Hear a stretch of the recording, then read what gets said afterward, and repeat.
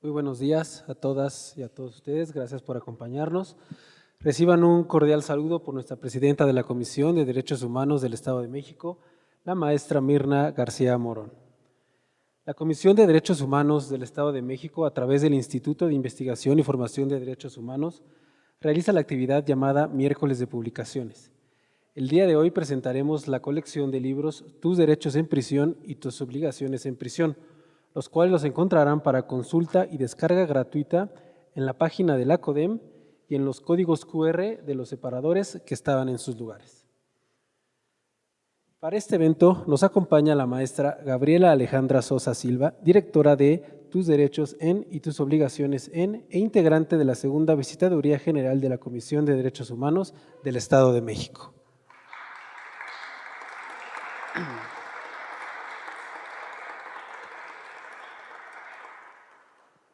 Agradecemos la asistencia de mujeres y personal de la Defensoría de Derechos Humanos del Ayuntamiento de Toluca. Muchas gracias.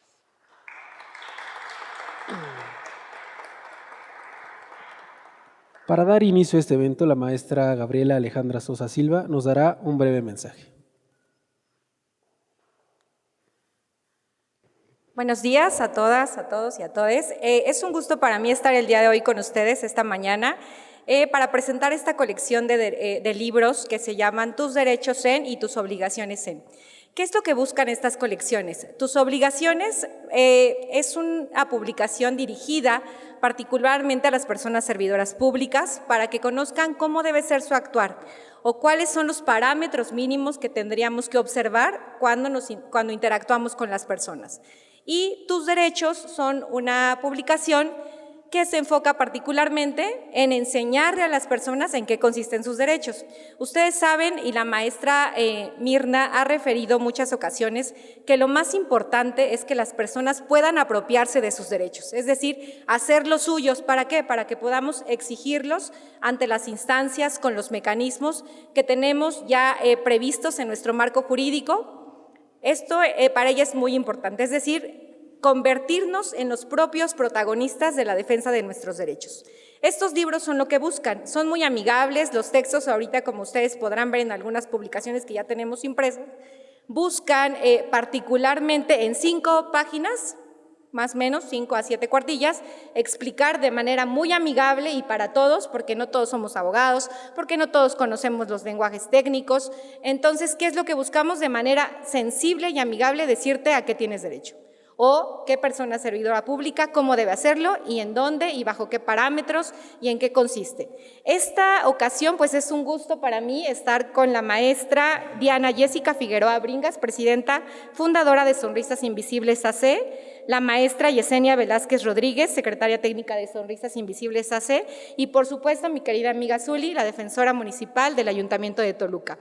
Todas unas férreas defensoras de los derechos humanos que tengo el gusto de tener conocimiento y haber palpado su trabajo desde la calle, porque son férreas defensoras desde la calle, a pie, y tratan de impactar en la cotidianidad de las personas. Estos libros, pues, las invitamos porque ellas son como, bueno, no sé si conozcan un poquito lo que hace Sonrisas Invisibles, pero trabaja a favor de niñas y niños que están con sus madres o que tienen referente de crianza en prisión. La verdad es que yo cuando conocí esta asociación no tenía idea de la importancia que es defender los derechos de las personas privadas de la libertad primero y sobre todo de esos seres que están por alguna circunstancia con sus madres y que dependen totalmente del Estado. No, eso es lo que tenemos que visibilizar, que el Estado ejerce una fuerte sujeción sobre el control de las necesidades tanto de las personas privadas de la libertad como de sus hijos y sus hijas. Entonces, el que ellas defiendan esta tarea o esta labor, o que realicen esta labor, para nosotros es invaluable para la Comisión de Derechos Humanos. Pues sin más, le voy a dar el uso de la palabra a mi querida amiga Zuli para que pueda comenzar con esta charla y nos puedan comentar en qué consisten sus artículos, en qué consisten estos libros, cuáles son los temas que a grandes rasgos abordamos en estas publicaciones. Muchas gracias y bienvenidos a su evento y a este ejercicio itinerante de la Comisión de Derechos Humanos que llevamos a cabo pues todos los miércoles en la ciudad de Toluca y en todos los municipios, porque eso es lo que queremos, llegar a los espacios donde las personas no tienen voz. Muchas gracias.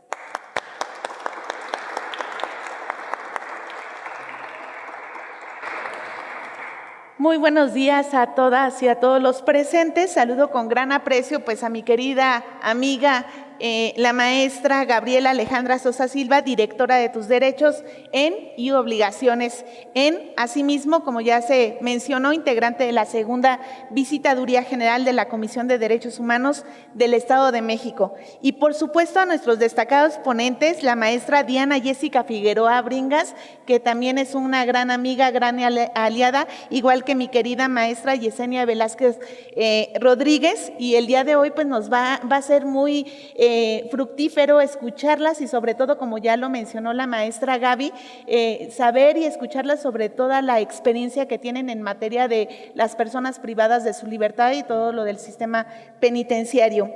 Me da mucho gusto ver a nuestros estudiantes aquí reunidos, presentes.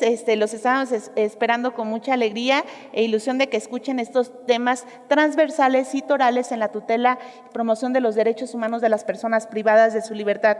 Asimismo, agradezco todo el apoyo a nuestros compañeros de la Comisión de Derechos Humanos del Estado de México que están tras bambalinas, atendiendo cada uno de los pormenores de la logística, al personal del Ayuntamiento, de la Defensoría Municipal y asimismo de la Dirección de Cultura por todas las facilidades que nos otorgaron el día de hoy para llevar a cabo este evento. El Ayuntamiento de Toluca, a través de la Defensoría Municipal de Derechos Humanos, les damos la más cordial de las bienvenidas a esta actividad itinerante Miércoles de Publicaciones, desde este ícono colonial Capilla Exenta, misma que formó parte del convento franciscano de la Asunción. Es un recinto ícono emblemático de nuestro centro histórico de la capital mexiquense, que fue construido en 1729 por el arquitecto Felipe Ureña a petición del fray José Sillero. Estamos hablando que data de más de 300 años este recinto, entonces también nos sentimos muy afortunados que nuestros compañeros nos hicieron favor de prestarlo para llevar a cabo este evento. Quiero agradecer las facilidades, como ya lo dije, de cultura y turismo, y sin más preámbulo, pues yo quiero escuchar a nuestras destacadas participantes, la maestra Diana y Jessie, que nos van a hablar el día de hoy de dos libros, de dos publicaciones que hicieron Tus Derechos en Prisión. El primero de ellos fue la ineficacia de las instituciones públicas en la protección de niñas, niños durante los procesos de externamiento en los centros de reinserción del Estado de México desde un enfoque de los derechos humanos. Su autora es Diana Jessica Figueroa Bringas y ella nos habla que el sistema penitenciario históricamente ha invisibilizado a la niñez en prisión, considerándolos presos invisibles. Aún se necesita mejorar en áreas como esparcimiento, educación, salud y afecto para garantizar la protección integral de los infantes. Quiero hacer mención que en su libro nuestra autora destaca que estos centros penitenciarios fueron construidos con una perspectiva de adultocentrismo, fueron para adultos diseñados, pero no se consideró que las mamás iban a pernoctar con sus niñas o niños al interior de los centros penitenciarios. Entonces, ya vivirlo sí marca un parteaguas para nosotros que somos activistas en materia de derechos humanos. A veces, en ocasiones, se publican o damos cuenta a una lectura, a un libro, pero vivirlo y acudir a los centros penitenciarios y ven en la forma de cómo se desarrollan las niñas y niños al interior de los centros penitenciarios, es una situación que preocupa, pero que debe ocupar a las autoridades de los 3 niveles de gobierno. Yo creo que tenemos que hacer alianzas entre las asociaciones civiles. Yo quiero destacar la importancia de la maestra Mirna García Morón, presidenta de la Comisión de Derechos Humanos del Estado de México, quien es una mujer preocupada en la materia. O sea, yo la admiro muchísimo porque no todas las autoridades le entran, y más en temas del sistema penitenciario, es un tanto complejo. Sin embargo, pues sí cabe destacar la labor toral que realiza la Comisión de Derechos Humanos en estos temas. Asimismo, vamos a escuchar también libro donde publicó nuestra querida amiga Yesenia Velázquez Rodríguez, En tus obligaciones en prisión, en el capítulo 5, que nos habla del derecho al trabajo de mujeres con referencia de maternidad en prisión, desafíos y perspectivas. Aquí la maestra Yesi destaca la relevancia del derecho al trabajo de las mujeres con hijos, considerando sus beneficios económicos, pero también emocionales, que esto parte hacia ir a una reinserción social efectiva. Si bien es cierto, está recibiendo a lo mejor un apoyo económico que se va a hacer notar a través de las áreas técnicas del centro penitenciario, pero lo cierto es que va enfocado hacia una verdadera reinserción social y, ¿por qué no?, también en un tema emocional, porque cuando tuvo la oportunidad de hacer visitas en los centros penitenciarios del Estado de México, observaba que la mayoría de los PPLs están en situación como de ocio. A veces algunos tienen esa renuencia de no participar con las áreas técnicas, lo cual sin duda les causa un beneficio de prelibertad. Sin embargo, hay unas personas privadas de su libertad que traen sentencias largas y dicen: yo no quiero participar, y existe esa renuencia, pero yo creo que como mamás, y sobre todo si están pernotando nuestras niñas y niños, tenemos que estar focalizados de otro modo, ver con perspectiva de infancia, de género, que son aristas torales también dentro de los centros penitenciarios. No quiero abordar más porque quiero escuchar a las expertas y a las autoras. Muchas gracias. Hola, buen día, ¿cómo están? Gracias por compartir el día de hoy y sobre todo pues acompañarnos. Quiero agradecer a mi querida amiga Zuli, que es la defensora actual municipal de los derechos humanos y que hace un trabajo extraordinario. Agradecer también a nuestra presidenta Mirna. La verdad es de que la sensibilización y la empatía que ella tiene a través de esta Casa de las Dignidades ha permitido y nos permite a nosotros obviamente trabajar de una manera más sensible, pero también más acompañada.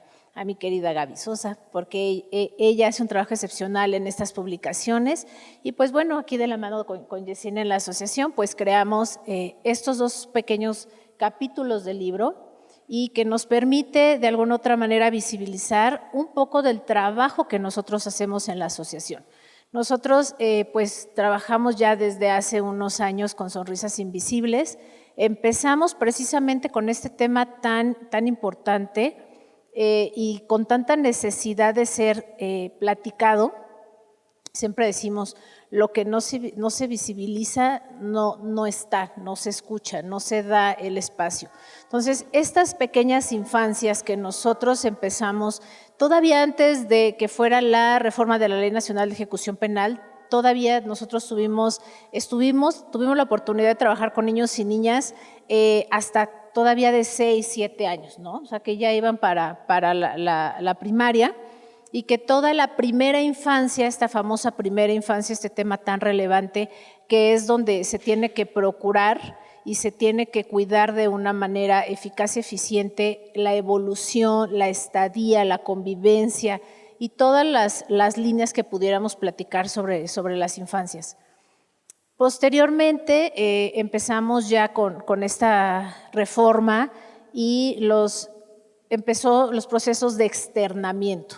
Esos procesos de externamiento nos llevó a tener como referente nada más en Santiaguito, se había 30, 40 infantes, se quedó con una población de 7 a 12 infantes, ¿no? Actualmente hay ahorita ese número, son como entre 12 y 15 los niños y niñas que están en Santiaguito. Hay otro centro que también alberga un número importante que es NESA. NESA también es un centro femenil exclusivo para albergar niños y niñas. Pero la población es mucho menor que en Santiaguito, ¿no? O sea, pudiéramos platicar de muchos aspectos, los cuales nos lleva o no a tener ciertas poblaciones, pero el día de hoy nos saltaremos ese punto.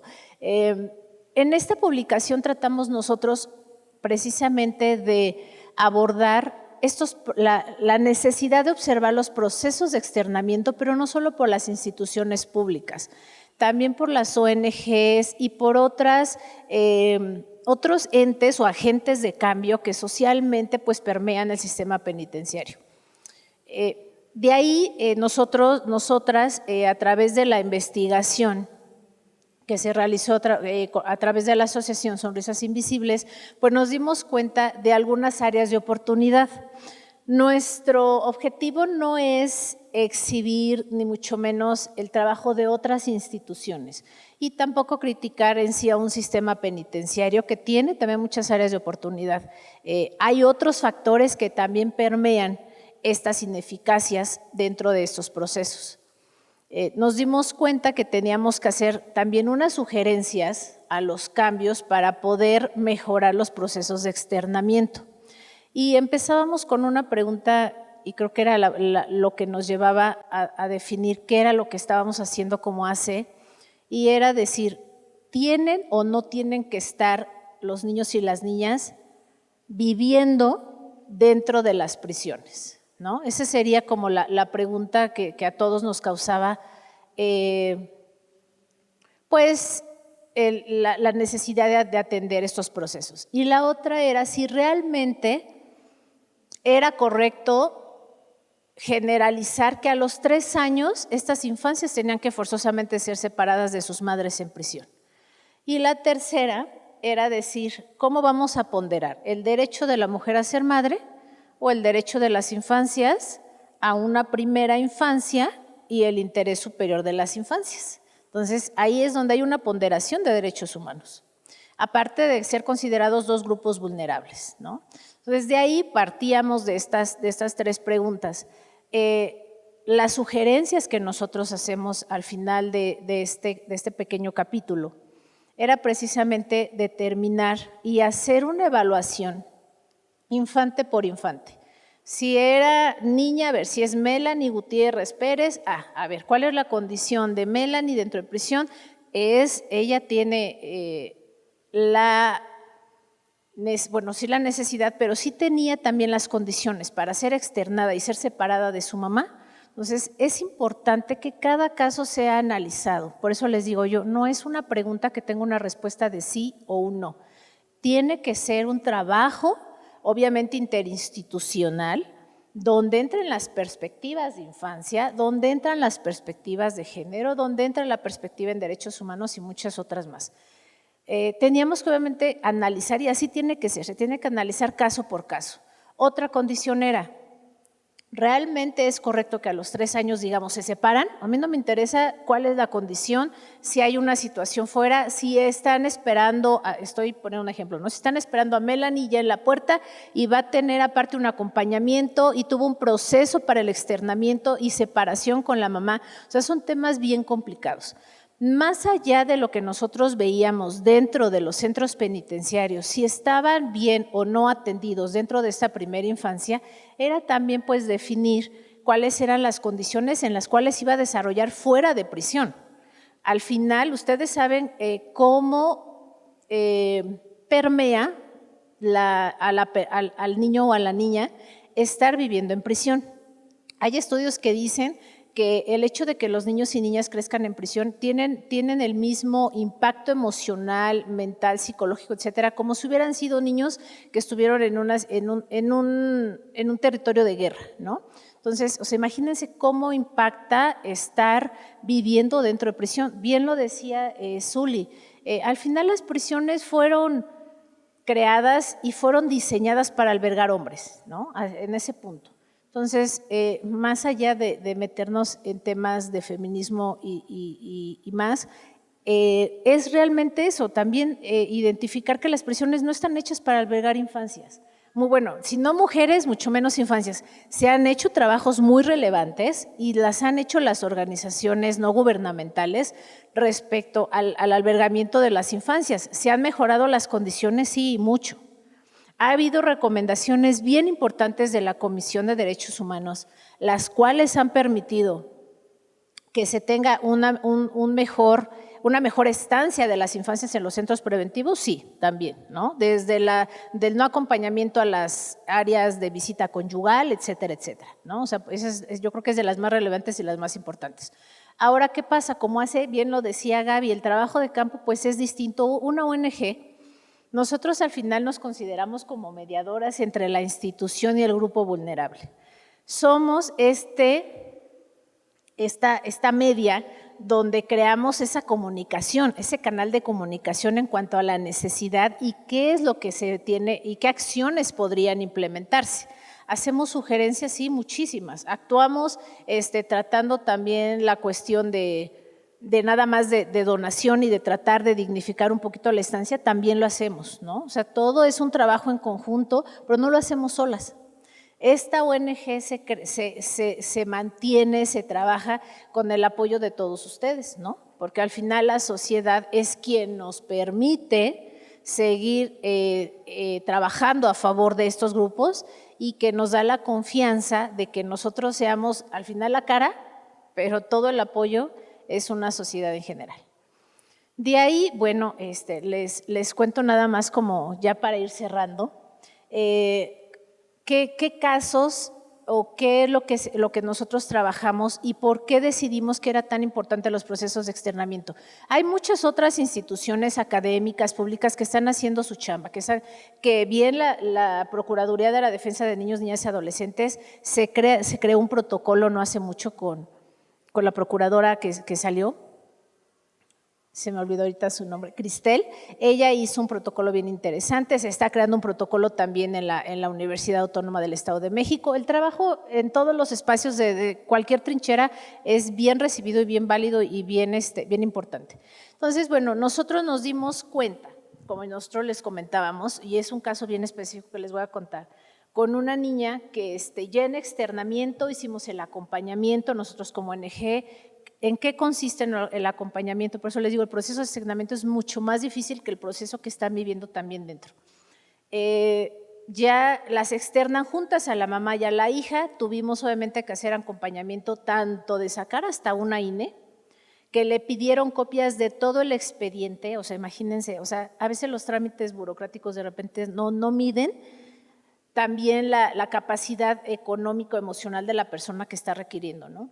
Por eso volvemos a decir, esa falta de sensibilización, empatía y el crear estas etiquetas nos matan, o sea, como sociedad no nos permite avanzar. Y de ahí, bueno, que un trabajo, que acercarle a otra hija que tenía ya adolescente al domicilio para que pudiera asistir a la escuela, a meter al kinder, inscribir al kinder a una niña a medio curso, a medio ciclo escolar. O sea, hay cosas que nosotros de repente no llegamos a dimensionar. Cuando se da ya todo este acompañamiento, en una de las charlas con la chiquita, nos dice que ella no recordaba nada de prisión. Ella decía, yo no recuerdo nada, maestra, yo no sé qué pasó, yo era muy chiquita. Le digo, ok, bueno, ¿y tú cómo viste? ¿Qué recuerdas? Se soltó, bueno, como si yo le hubiera dado un micrófono y estuviera en el lugar más seguro del mundo. Y ella nos comentaba su experiencia y me decía, ¿sabes qué, maestra? Yo fui violada dentro de prisión. Y yo le dije, ¿fuiste violada dentro de prisión? Sí. ¿Bajo qué condiciones? ¿Cómo fue? Bueno, para no ser, obviamente no estoy dando ningún detalle de datos por cuestiones que ustedes ya saben. Y al final nos dimos cuenta y caímos en el entendido de que obviamente también había sido un niño que nosotros habíamos dado el acompañamiento, pero que este niño entraba a las visitas conyugales, el sistema obviamente no le había dado la restricción, se les hace fácil decir sí pasa, no tengo quien me cuide a mi hijo en ese momento. Toda la descripción que hace la niña nos llevaba a suponer todo lo que pasaba en la visita conyugal, ¿no? Y eso tiene muy poco. De ahí decidimos qué tan importante era darles también el acompañamiento en estos procesos, también escuchar a las infancias, porque es muy fácil llegar y platicar con la mamá y atender las necesidades que la mamá tiene a bien platicarnos del niño o de la niña, pero más allá de eso, esta sensibilidad y aparte la especialidad que necesitamos de todo un grupo para que tengan el acercamiento para trabajar con las infancias. ¿Qué es lo que nosotros decidimos hacer como ONG en acompañamiento de la CODEN y en acompañamiento obviamente de la Defensoría Municipal?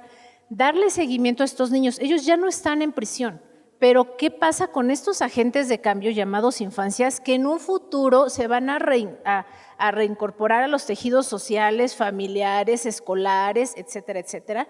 Cuando no tuvimos el cuidado de protegerlos durante la primera infancia, que nosotros como sociedad, como gobierno, aceptamos que estuvieron en un sistema que no está diseñado para ellos, pero tampoco los protege. De ahí decidimos, les vuelvo a decir, en concordancia de un trabajo en conjunto, volver a buscar a estos niños, este niño y a esta niña, y saber qué es lo que está pasando con ellos. ¿Podemos hacerlo? Sí, porque por eso está el Procurador de la Defensa, por eso está la CODEM, por eso está la Defensoría.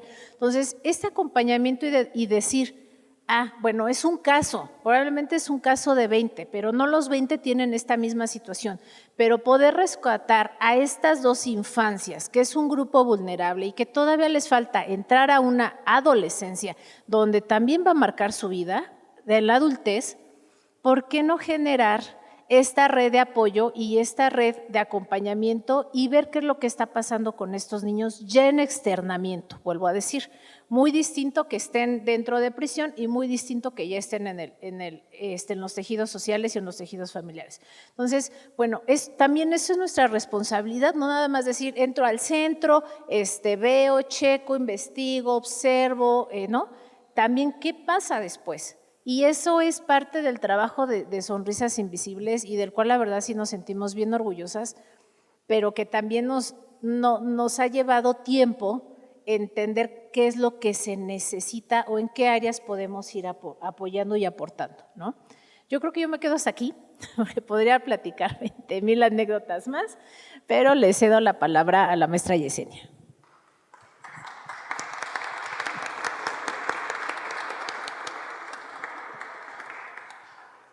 Bueno, pues muchas gracias también aquí por recibirnos, por estar. La maestra Diana ya les comentó mucho de lo que nosotros trabajamos en Sonrisas Invisibles y bueno, parte también de lo que se tiene que ver con lo que hemos trabajado en la asociación, es hablar sobre el derecho humano al trabajo de las mujeres con referente en crianza, ¿no? Ya lo comentaba la maestra, no todas las cárceles o los centros penitenciarios no están diseñados justamente para tener a los niños, a mujeres. Nuestros centros penitenciarios justamente fueron creados para hombres. Entonces, ¿qué sucede con el derecho al trabajo de las mujeres? Todos sabemos que el derecho al trabajo pues está contemplado en el 123 constitucional, es un derecho humano que tenemos todas las personas de podernos desarrollar libremente en las profesiones o en el ámbito laboral que nosotros deseemos, junto con el 5º constitucional. Podemos hablar también del 4º constitucional sobre el derecho de los menores, del interés superior del menor, así como también podemos traer de la mano pues a los tratados internacionales que pues el Estado tendría que ver, ¿no? El Estado tendría que estar garantizando que todas las personas, ya sea dentro o fuera de los centros de reinserción social, puedan tener un trabajo digno. ¿Qué sucede con las madres con referentes de crianzas en prisión? Bueno, pues ellas, así como todas las que estamos fuera, que somos madres, pues también enfrentan diferentes desafíos. Yo creo que los de ellas un poco más complejos que los nuestros, porque ya lo mencionó también la maestra Diana, no hay un lugar específico donde los menores puedan tener un espacio de esparcimiento dentro de los centros de reinserción social. Entonces, ese es un desafío principal que se tiene. Existe una recomendación de la Comisión Nacional de Derechos Humanos, que es la 44/2021, donde ellos hacen un estudio crítico justamente para pedirle al sistema penitenciario que les garantice un derecho digno. El trabajo pues tiene también que ver justamente para poder crear lazos con los menores, lazo con las demás familias, nos permite tener un sustento digno. Todos sabemos que, bueno, aquí afuera todas las personas pues tenemos un trabajo, tenemos un salario mínimo. Dentro del sistema penitenciario ellos tienen solamente talleres. Si no mal recuerdo, se les paga lo mínimo en relación a esos talleres y con eso ellos permiten subsistir. Pero también hace que los menores pues puedan tener un conocimiento sobre lo que implica generar un trabajo. Parte de lo que yo escribí en el artículo sobre derecho humano al trabajo, pues tiene que ver justamente cuáles son esos desafíos que enfrentan las madres en prisión, cómo se da la relación de los cuidados maternos, porque si bien es cierto ellas tienen que acudir a talleres, también es cierto que en ese momento pues no tienen dónde dejar a los menores, por lo tanto los niños tienen que estar en todo momento siempre con las madres. La verdad es que hablar del derecho humano al trabajo es un tema muy complejo, tiene que ver con muchos temas sobre la justicia social, el tema de cómo se debe de garantizar dentro de los centros penitenciarios y pues es enorme que nosotros podamos garantizar o que los menores, bueno, más bien que las madres puedan generar un sustento para poder darles un alimento a los menores. Pues yo de mi parte pues solamente los podría invitar a que lean el artículo para que puedan conocerlo y sepan un poco más de cuáles son esos desafíos que siguen enfrentando.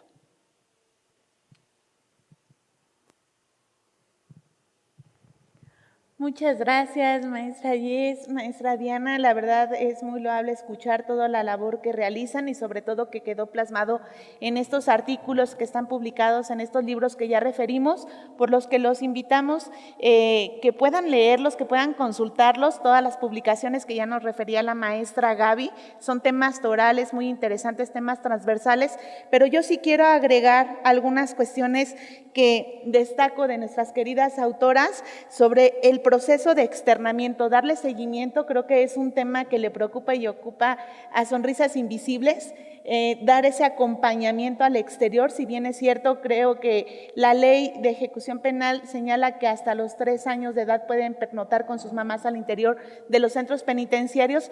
Lo cierto es qué pasa después. Y yo aquí les quiero compartir una anécdota. Cuando hice una visita de supervisión al centro penitenciario de Texcoco, porque les he de compartir que anteriormente también trabajaba en la Comisión de Derechos Humanos del Estado de México. Entonces, parte de la labor que realiza la CODEM es realizar visitas de supervisión al interior de los centros penitenciarios para dar cuenta y constatar de qué manera trabajan las áreas técnicas con las personas privadas de su libertad, asimismo que pernocten en condiciones dignas y seguras al interior de los centros penitenciarios. Recordemos que nada más se coarta el derecho a la libertad y algunos derechos se restringen, pero no, ellos tienen derecho a muchos de ellos, como el derecho a la salud, derecho al trabajo, derecho a una vinculación social, de que ya nos platicaba la maestra Diana de las visitas íntimas, visitas familiares, porque es parte de la reinserción de la persona que está privada de su libertad. En ese sentido, cuando observaba en algunos centros penitenciarios la presencia de niñas y niños, daba puntual seguimiento con el área técnica de trabajo social, para constatar si le dotaban a la niña o niño los alimentos que requería, porque recordemos que también en los centros penitenciarios les dan el famoso rancho o sus alimentos, pero pues se manejan distinto y tienen otro tipo de elaboración de esos alimentos, pero hay niños de meses de la primera infancia que están muy pequeñitos y que requieren otro tipo de alimentos. En este caso me voy a referir a la leche en polvo. La mamá en esa ocasión me dijo al interior del dormitorio que no le permitían el acceso de la leche en polvo. La lata no era permitida, entonces me pedía de favor que hiciera la gestión con la trabajadora social para hacer notar la necesidad que tenía con su hija. Les he de compartir que al interior la nena, yo creo que tenía unos 2 años aproximadamente, súper efusiva, sonriente, amable, y hasta su mamá le decía, dale un beso a la licenciada, ahorita nos va a apoyar. Una niña alegre en todos los sentidos, en apariencia. En el Inter, cuando yo solicito que la trasladen a Palapas y que va la trabajadora social con la mamá, la niña se angustió a la hora de salir de su dormitorio. Es ahí donde comprendí la dimensión de que sí existe una afectación. O sea, a veces uno pensaría, no, se normaliza en un cuarto pequeño o en el dormitorio donde está pernatrando con las otras mujeres privadas de su libertad. No, el rostro de la niña lo traigo. Yo creo que siempre que platico esta experiencia de vida que tuve con ellas, me marcó muchísimo, porque la niña se angustió como diciendo, ¿a dónde nos llevan? Ella estaba acostumbrada a estar en su dormitorio con la mamá. Entonces se la abrazó de tal forma, así como en angustia, a su mamá. Pasaron algunos patios, llegaron conmigo, pero la niña estaba fuera de sí. En resumidas cuentas, me dijo la trabajadora social que no era posible la petición que hacíamos porque es un área de seguridad. Dice, perdón, dice, pero aquí también están limitados ciertos alimentos porque desgraciadamente en la práctica, dice, si yo permito que ingresen botes de leche, en el Inter pueden ingresar hasta droga. Eso es lo que se da, ¿eh? Esa es la realidad al interior de los centros penitenciarios. Entonces, por un tema de seguridad, sí hay ciertas limitantes. Como decía la maestra Diana, no venimos a cuestionar la labor que hace la Dirección General de Prevención y Readaptación Social, pero sí es un trabajo en equipo, es un compromiso con las autoridades, como lo dije al inicio, de los 3 niveles de gobierno. La maestra mencionaba que tenía que tener participación el procurador de niñas y adolescentes. En el caso del municipio, bueno, hizo una gran labor la procuradora, la maestra Cristel, ahorita tenemos otra titular al frente y siempre están haciendo acciones de manera transversal a nivel estatal, pero recordemos que en cada municipio existe un procurador municipal. A veces tocamos puerta con la instancia estatal. Toluca es privilegiado porque tiene instancias estatales. Aquí es una sede donde está la Secretaría de las Mujeres, la Procuraduría Estatal, entre otras. Pero en cada municipio tienen un procurador o procuradora. En ese sentido, pues yo sí apelo a que ustedes, si tienen conocimiento de alguna vulneración, alguna transgresión a un niño, niña, adolescente, acudir con la instancia correspondiente, y si no, aquí tienen fervientes aliados, que es la Defensoría Municipal de Derechos Humanos de Toluca, que no es por nada, yo les agradezco a todo el personal aquí presente el compromiso que siempre dejan notar en la tutela y en la promoción de los derechos humanos de todas las personas, no nada más de las y los toluqueños, sino de todas las personas que habitan y transitan por nuestra querida ciudad capital. Asimismo, coincido con la maestra Yes, la adecuación de políticas públicas para el desarrollo integral de las mujeres en la vida laboral, pero también en la felicidad de los niños. Y aquí decían algo muy importante, el enfoque humanista, porque casi no se habla de eso. Yo creo que como servidores públicos, trabajes al interior de un centro penitenciario o en cualquier instancia, tenemos que tener ese enfoque humanista, ese enfoque de empatía, ese enfoque de sensibilidad. Y lo digo porque ya nos decías por experiencia propia que viste el asunto de, y sáquele copias aquí, las personas que van a salir en externamiento es una situación, es un conflicto de emociones, un choque de emociones. Hay ocasiones que personas privadas de su libertad no tienen esa red de apoyo familiar. Me tocó en Santiaguito un señor que había perdido sus piernas, sus miembros inferiores por un tema de diabetes, se le complicó la vista. Resumidas cuentas, él ingresa con una familia. ¿No? Con su esposa, sus hijos. En el ínter de que fue compurgando la sentencia, lo abandonaron. Entonces ya cuando cumple la sentencia no había quien fuera por él y lo asistiera, y era una persona de edad, una persona con discapacidad. Entonces es una secuela que permea hasta en las familias, porque a veces se vuelven disfuncionales. También el impacto de las visitas familiares. Me tocó en esa a bordo, donde los niños y niñas se emocionan en qué patio les va a tocar para una convivencia familiar. Mamá, ¿en qué patio? ¿En el 1 o en el 2? Pero era una emoción y una efusividad, como si le dijeras, vamos ahorita a un Six Flags o al parque, ¿no?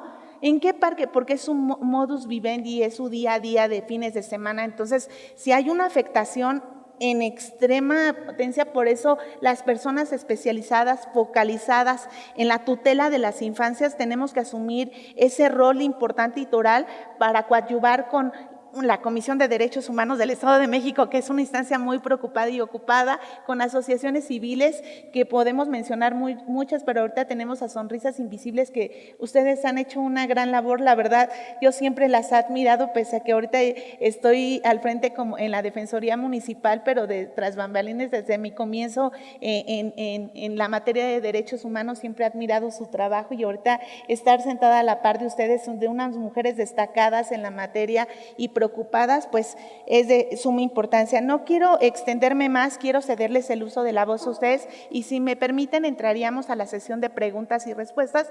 Nada más serían 3 preguntas por cuestiones de tiempo. No sé si alguien quisiera participar.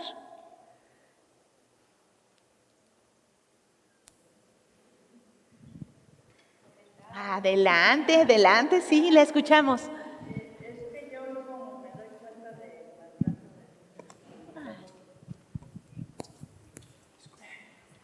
Me doy cuenta de maltratos de niños, pero luego a veces va uno a hacer las quejas, pero no le hacen caso a uno. Entonces sigue igual y dan de veras, a veces hasta los queman, les pegan feo, los dejan sin comer, y es una cosa muy fea. Entonces, pues, no hay nada que hacer porque dice, ¿pone usted la queja? No hacen caso. Es que así son los papás. ¿Qué quiere que hagamos? Eso es todo. Gracias. Yo creo que aquí, si me permiten, de una vez lo respondo. Cuando tenemos conocimiento de alguna situación donde se esté transgrediendo algún derecho, alguna niña, niño o adolescente, por supuesto que es nuestra materia, es nuestro compromiso. Y eso no lo digo yo, lo dice hasta nuestra propia Constitución, que nos vemos en la tarea, las autoridades de los 3 niveles de gobierno, en actuar inmediatamente, porque si no también incurrimos en una omisión y por ende en una responsabilidad. Entonces, si gusta y si me permite, al final tomaría los datos para entrar en materia. Nuestro procurador, aquí les he de compartir, el maestro Montenegro, siempre está muy atento, él trabajó en la Procuraduría Estatal, de hecho estuvo a frente después de que salió la maestra Cristel, estuvo también como procurador estatal y ahorita tenemos la fortuna de contar con él en el municipio de Toluca. Y hemos trabajado hasta en instituciones educativas y hacemos énfasis porque las autoridades educativas al interior de las aulas se percatan cuando un niño o niña sufren violencia. Como están conviviendo todo el día con ellos, cuando están frente a grupo observan inmediatamente alguna situación que les aqueja a sus alumnas o alumnos. En ese sentido siempre nos han tenido, yo agradezco la confianza y la credibilidad que hemos tenido para actuar de manera inmediata con el grupo multidisciplinario, porque aquí tenemos que llegar con un psicólogo, con un trabajador social, con un abogado y con expertos en materia de derechos humanos y sobre todo personas que tutelen las infancias de estos menores de edad, que son las niñas, niños y adolescentes. Entonces, tienen grandes aliados, tienen una red de apoyo institucional de manera coordinada para atender cualquier caso de violencia. No debemos callar porque eso nos hace partícipes. Entonces, yo le agradezco que haya alzado la voz, señora, y al final me quedo con usted. Muchas gracias. ¿Alguien más? Gracias. Acá ya les paso el micrófono y acá hay otra. ¿Qué tal? Buenas tardes a todos, gracias. Primero que nada, felicitar a todo el equipo que hace posible este trabajo. Son temas muy fuertes, es una problemática social increíble que ha estado durante años y ahorita qué bueno que hacen hincapié y se enfocan más en estos niños, niñas y adolescentes y madres que están dentro de los centros penitenciarios. Quiero felicitarlos de entrada porque es un trabajo muy extenso, es un trabajo que no se va a resolver en un año, en 2, en 3, pero con ese granito de arena y con los titulares que aquí hacen presente esto, estoy muy satisfecho. En segunda, yo quisiera proponerles, ustedes que son la autoridad, que mediante la CODEM, en los inspectores de derechos humanos, se implementen las supervisiones a estos centros penitenciarios. ¿Para qué? Para que a través de la supervisión puedan rectificar, puedan informarles. Se está viendo estas contradicciones, se está viendo este problema y ya tomen las riendas, pues obviamente las autoridades competentes mediante las supervisiones, implementar las supervisiones de parte de la CODEM, de la Defensoría, de todas las instituciones de derechos humanos, de por supuesto asociaciones civiles, para implementar y poder pues disminuir esta problemática social, no erradicarla porque, insisto, son problemas sociales de día a día y pues es todo de mi parte y pues muchas felicidades a todos ustedes y a todas ustedes presentes. Gracias. Muchas gracias. La maestra Gaby quiere, sí. Muchas gracias por tu comentario. Quiero que sepas que las atribuciones o dentro de las atribuciones de la Comisión de Derechos Humanos ya tenemos estas visitas de supervisión. Del plan anual de trabajo ya derivan estas visitas. También tenemos una visitaduría especializada en personas privadas de la libertad y en situación de riesgo. ¿Por qué? Porque hoy estamos hablando de mujeres, estamos hablando de niñas y niños, pero también hay otras poblaciones que están en los centros penitenciarios, como personas indígenas, con personas con VIH, ¿no? Personas migrantes que están al interior de los centros penitenciarios y que también es un trabajo del cual se ha preocupado la maestra Mirna Araceli García Morón, y por eso tenemos esta visitaduría especializada. Digo, nada más quiero que igual, como decía Zuli, que tengan la confianza en las instituciones de acercarse, y es un trabajo que se realiza desafortunadamente, y con eso tratamos también con estas publicaciones, es lo que les comentaba al principio, de que sepan qué estamos haciendo, o sea, que sepan que existen instituciones, porque a veces pensaríamos que están solos o que las personas están solas, o que los grupos en situación de vulnerabilidad no tienen quien los acompañe, pero sí tienen, ¿no? Entonces es lo que decían, tenemos asociaciones, tenemos a nivel municipal, y por supuesto la comisión también es un acompañamiento constante y permanente. Y nada más quería comentarte que sí tenemos ese plan anual de trabajo. Tú puedes ver en los informes cuántas visitas realizamos a todos los centros penitenciarios, y te digo que no solo nos ocupamos de estos grupos que son muy importantes y los cuales nuestras articulistas publicaron, pero si tú lees los libros o los descargas, vienen de otros grupos en situación de vulnerabilidad, porque todos requieren atención, ¿no? Y todos tienen particularidades y especificaciones que debemos atender como institución. Entonces digo, nada más ahí quería compartirte, pero pues sí, el problema, y ahora tendríamos un compromiso mayor todas, porque no lo conocen, ¿no? Entonces tenemos un doble compromiso, porque entonces yo tendría que ir a todos los municipios con estos libros y decirles sí hay quien, ¿no? O sea, sí hay quien te apoye, sí hay quien te acompañe, y hay asociaciones y están las defensorías. Pero muchas gracias por tu comentario, muchas gracias. Acá hay otra pregunta. Sí, gracias. Muchas gracias. Hola, buenas tardes. Bueno, yo soy estudiante de la carrera de Derecho. Aquí me surge una pregunta.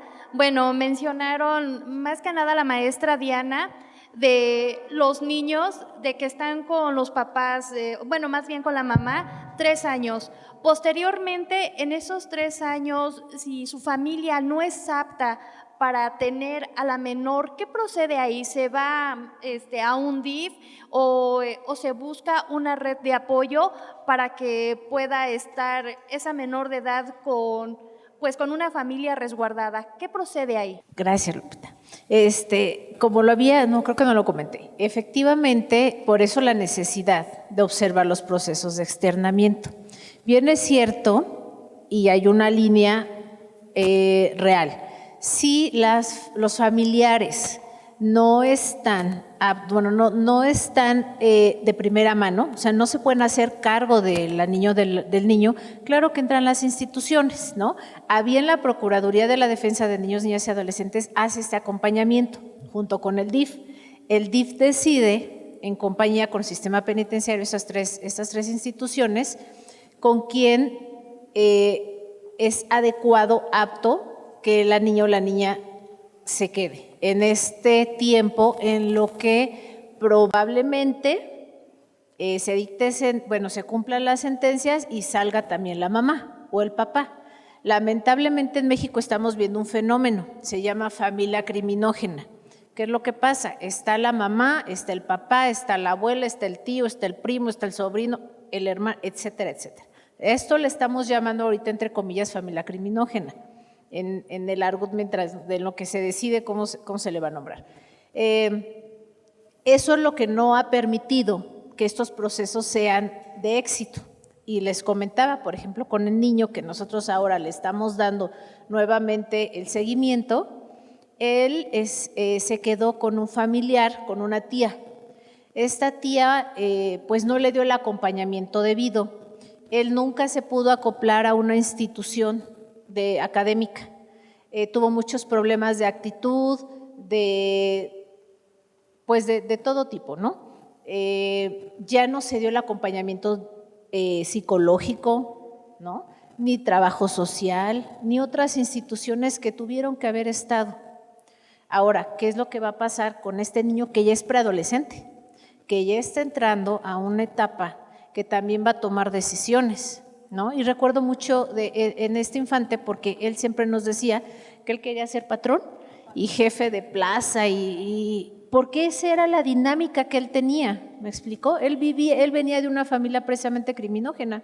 Recuerdo mucho que la mamá nos dijo, se va a quedar con mi comadre. Yo decía, comadre, pues, tendrá el vínculo, obviamente tiene un vínculo familiar, legalmente pues se lo tenía que exigir, etcétera, etcétera. Pero ahí era donde entraban nuestras dudas y nuestras preguntas de que qué más pasaba, ¿no? ¿Dónde estaban las instituciones? ¿Dónde estaba la sociedad? ¿Dónde estaba la familia? ¿Dónde estaban las ONGs? Que tenemos la obligación, porque así lo dicen los tratados internacionales, de proteger también a las infancias, ¿no? Entonces, ¿dónde estábamos presentes todos? Que ahora decidimos retomar, la verdad, gracias y de la mano de la maestra Mirna, porque ha sido bien sensible en estos temas.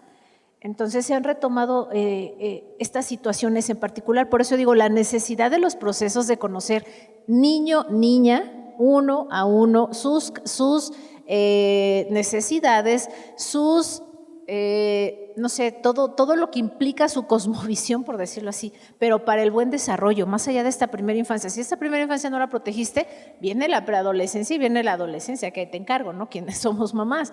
Entonces, vienen procesos bien complicados, por eso la necesidad de que en los procesos estén acompañados, o sea, los procesos de externamiento son de suma importancia, porque son niños y niñas bien vulnerables, que vuelvo a decir, vienen de contextos de violencia, vienen de contextos criminógenos, vienen de contextos bien complicados, que ¿qué esperaríamos, no? Y tampoco estamos para criticar ni para etiquetar, al contrario, ¿dónde está nuestra parte de apoyo? ¿Qué es lo que podemos hacer? Porque todos ellos van a volverse a reinsertar a los tejidos sociales y familiares. Y no saben qué complicado es nuevamente volver a unir a familias, y digo familias de todo tipo, familias pequeñas, no familia que nada más es mamá y 2 niñas. ¿Qué trabajo da que nuevamente vuelvan a ser una familia? En pocas palabras, ¿no? Entonces, eso es lo que yo te podré contestar, Lupita, ahorita. Ok, Gracias. sí, muchísimas gracias, porque sí, en eso surgía mi duda, qué es lo que pasaba posteriormente, pues si ninguna familia o los lazos más allegados no tenían pues esa cualidad para en ese momento recibir al menor, dije, bueno, posteriormente, ¿qué pasa? Y fíjate que tiene que haber retomando un poquito el tema, porque también nos tocó en otro asunto, en otro caso, con una preadolescente, cómo platicaba su experiencia al estar separada de su madre, porque ella estaba en prisión. Que si bien es cierto, se había autorizado porque ella también había vivido en prisión 5 años, se había autorizado que estuviera con un familiar, con la tía.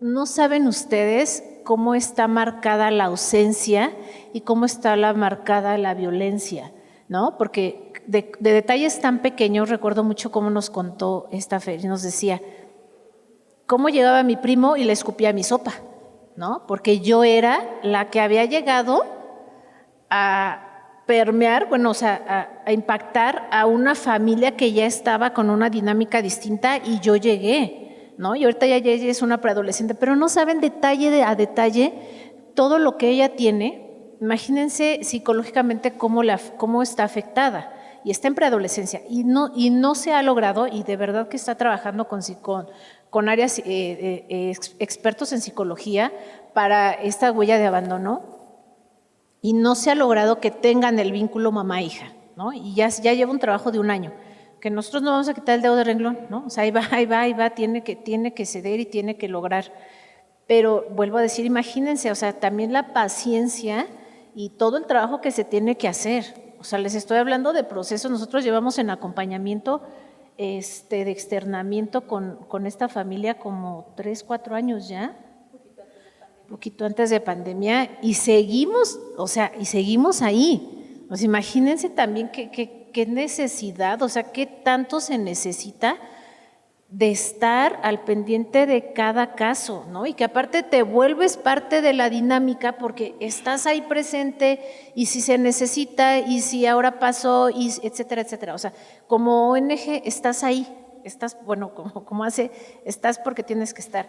Y ahora lo bonito de todo es de que cuando nosotros la verdad es que siempre hemos trabajado en equipo, y tener estas aliadas es cuando agradeces, porque ya no estamos en ese trabajo solas. O sea, sabemos que está Zuli, que está Gaby, que está Mirna, o sea, que están otras personas que nos dan el acompañamiento, ¿no? Y que creen en lo que estamos haciendo.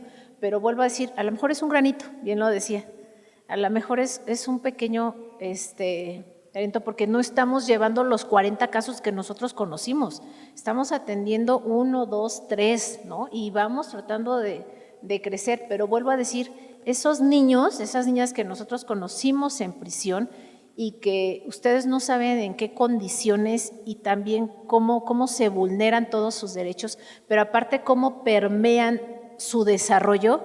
Es decir, me acuerdo mucho que una autoridad nos decía, ay, cuando salió fulanita y estaba esperando el camión porque se la llevó la abuelita, y ella decía, no, por favor, ¿qué es eso? No sabía ni qué era un camión, ni el sonido de un camión. O sea, quiero que también entendamos que ellos tienen un desarrollo no normal que un niño que está en casa, que está con su familia, que está afuera, a una niña que está dentro. O sea, la parte sensorial, la parte de audición, todos los sentidos se desarrollan de una manera diversa a un niño que está afuera, ¿no? Entonces, bueno, hay muchas historias que a nosotros, eso es lo que nos permite sensibilizar y empatizar. Si nosotros no conociéramos todos los casos, pero pegadas uno a una, como siempre lo hemos dicho, si no conocemos caso por caso, nosotros como hacen, no podemos tomar medidas generales. Nosotros tenemos que conocer caso por caso para realmente permear y crear un cambio, una acción que pueda generar este vínculo o este apapacho a la persona que lo necesita. Ok, gracias, maestra. Yo nada más para cerrar, coincido con la maestra Diana referente a trabajar sin duda con la Procuraduría de Niñas, Niñas y Adolescentes, el DIF, pero también CIPINA. Mencionaban ustedes en sus artículos que también CIPINA funge un papel toral y referente a las acciones que ya nos refirió la maestra Gaby, que lo agradezco muchísimo. No solamente la Comisión de Derechos Humanos del Estado de México realiza visitas de supervisión al interior, sino también otorga ese acompañamiento con asesorías, quejas y hace las gestiones pertinentes con las instancias competentes.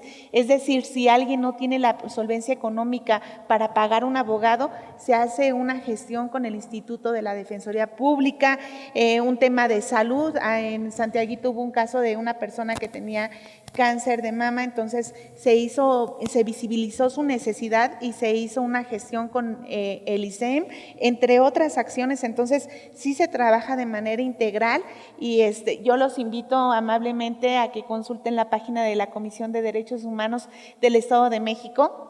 Ahí están las publicaciones, ahí están las recomendaciones que se emiten tanto a las autoridades del sistema penitenciario como a otras instancias, entre ellas educación, seguridad pública, todo en aras de mitigar esta ola de violencia que está exacerbada y sobre todo eliminar y erradicar actos de nueva repetición porque transgredan alguna vulneración. Recordemos que las recomendaciones se emiten cuando ya se constató la violación a derechos humanos. Entonces, son documentos torales que están siempre en la defensa y promoción de los derechos humanos. Y bueno, yo por último, si no hay más preguntas, o maestra Gaby, ¿no? Ok. El Ayuntamiento de Toluca, a través de la Defensoría Municipal, nos sumamos a esta iniciativa que promueve la maestra Mirna Araceli García Morón, presidenta de la Comisión de Derechos Humanos del Estado de México, por difundir y promover los derechos humanos de las personas que viven y transitan en el Estado de México, en especial de los grupos en situación de vulnerabilidad, como ya lo comentamos, y en la Defensoría Municipal también le reiteramos nuestro compromiso en la tutela y en la defensa de la promoción de los derechos humanos. Yo les agradezco enormemente su atención y sin más preámbulo, no sé si ya ¿quieres agregar más? Gracias, Andrés. Muchas gracias. Muchas gracias. Y ahora, a continuación invitamos a la maestra Gabriela Sosa a entregar unos reconocimientos a nuestra moderadora y panelistas.